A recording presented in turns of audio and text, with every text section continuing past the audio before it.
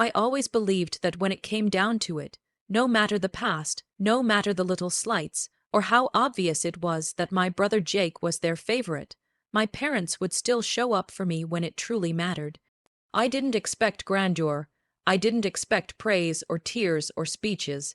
I just expected presence, that they would stand by my side on one of the most important days of my life, that my dad would walk me down the aisle, that my mom would help me with my dress, maybe fix my veil with that look only moms give when they see their daughter as a bride.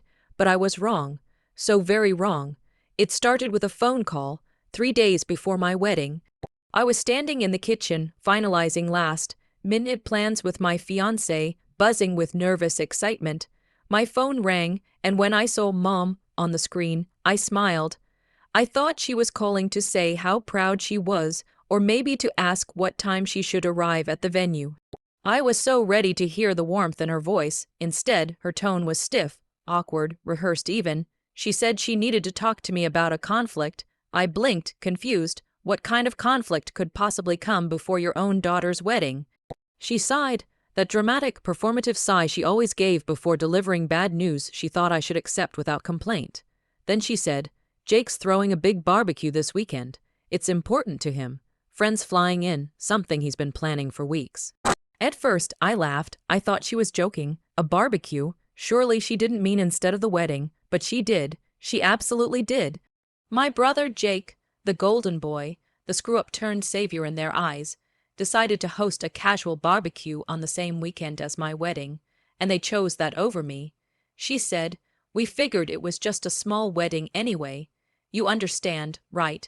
The words felt like knives wrapped in sugar. My breath caught in my throat. I asked her very quietly, "So, you're not coming?" And she said, "Jake really wants us there, sweetie. You know how he gets when he feels unsupported." The morning of my wedding was quiet, too quiet. The kind of silence that hangs heavy, like the air before a storm. I woke up early, not because I had to, but because sleep had been impossible. My eyes stung, not from joy or excitement, but from the weight of disappointment that had been settling deeper and deeper in my chest for 3 days. My maid of honor brought coffee and tried to keep things light, but every smile I gave her was a lie. I kept glancing at my phone, as if by some miracle my parents would change their minds and say, "We're coming. We wouldn't miss this for the world," but the screen stayed dark. When I slipped into my dress, it felt heavier than it should. Not because of the fabric, but because I had always pictured my mother standing behind me, hands trembling as she fastened the last buttons, whispering that I looked beautiful. Instead, my stylist did it, sweet and professional, but not my mother. Every milestone of that day felt like it had a shadow over it. The photographer snapped photos of me holding my bouquet, staring off into the distance, and I knew he thought it looked artistic. But really, I was just trying to keep my tears from ruining my makeup. The ceremony was beautiful, small, intimate, just like we planned. My friends and my husband's family were all there, kind, supportive, and full of love. But there was an emptiness. When the music began and I stepped out, everyone rose to their feet. My heart pounded not just with nerves, but with the knowledge that my father wouldn't be at the end of the aisle. A close family friend walked me down, and I held his arm tightly, grateful yet painfully aware it should have been my dad. Every step felt like I was walking further away from a life I had once hoped for, and closer to the truth I had always refused to accept. People clapped, I smiled, I said my vows, I kissed my husband and tried to absorb the joy of the moment, but behind every laugh there was a quiet ache. At the reception, I danced with my new in-laws, cut the cake, toasted with friends. The day was beautiful, and yet, every time someone said, "Your parents must be so proud," all I could do was nod and sip my drink, trying not to let my face betray the truth after the wedding. I tried to move on. I told myself I was done expecting anything from them, done hoping they'd suddenly wake up and realize what they'd missed, but it wasn't that easy. Their absence had carved a hole inside me, and even though I smiled through the honeymoon and tried to pour myself into married life, there was this lingering ache that wouldn't go away. I thought about calling them. Not to forgive, not to reconnect, just to ask why.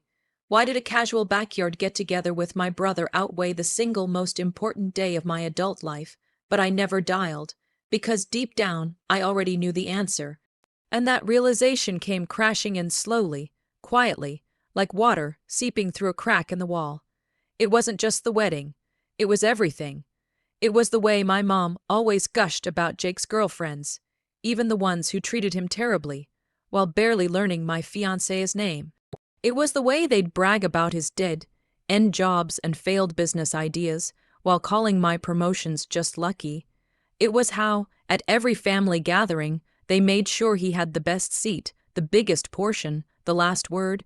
I thought back to my high school graduation, when I gave a speech as valedictorian, and they left immediately after the ceremony because Jake wasn't feeling well. I remembered my 25th birthday dinner that they skipped because Jake had a rough week and needed their attention. Suddenly, it was all so clear. My wedding wasn't a one-time mistake. It was the final, undeniable proof of a lifelong pattern. I had spent years making excuses for them, giving them the benefit of the doubt, thinking that if I just worked harder, achieved more, smiled bigger, they'd finally see me. But they never would, because they were never looking. All their love, all their energy, all their focus had always belonged to Jake. It wasn't even malicious. It was just natural for them, like breathing. I had been the afterthought, the responsible one, the easy one, the one they didn't have to worry about, so they didn't. They only showed up when I was convenient, when I didn't need anything. The moment I asked, even silently, for something as basic as presence, I became a burden they were quick to cast aside. I didn't get revenge in the way people usually imagine it. There were no screaming matches, no dramatic confrontations, no letters full of blame and heartbreak. I didn't tell them off or demand apologies or try to make them feel the pain I felt. No, my revenge was quieter, colder, and far more permanent than that. It started the day after the wedding, when I finally accepted that I didn't owe them my loyalty, my updates, or my forgiveness. I stopped calling, I stopped replying, I removed them from my social media, I erased them from the most sacred spaces of my life, not out of hatred, but out of survival, and at first they didn't notice. They were still basking in the glow of Jake's barbecue, still posting group selfies and commenting on each other's photos. Maybe they thought I'd come around eventually, that I'd move on like I always did. They didn't realize I was already gone. Then I found out I was pregnant. It was a moment that should have been shared, celebrated, told with tears and hugs and late-night phone calls, but I didn't tell them. Not when I found out, not at the first ultrasound, not when we painted the nursery or picked out names. When my daughter was born, it was the most emotional, beautiful, and overwhelming experience of my life.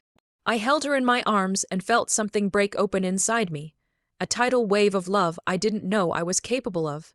And in that moment, I knew with absolute certainty that I would never let anyone make her feel the way my parents had made me feel. She would never question whether she mattered. Years passed, and my silence stretched into a canyon they couldn't cross.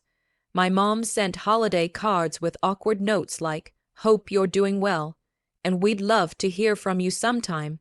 They never mentioned the wedding, never acknowledged their absence. They tried to pretend like time had blurred it all into a misunderstanding, something we could all just move past, but I didn't move. I stayed still, firm in my boundaries.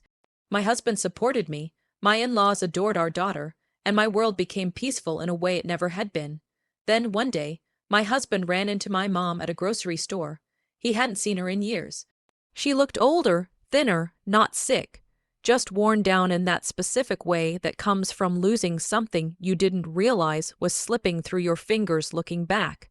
I used to think that silence was weakness, that walking away meant giving up, but now I see it differently.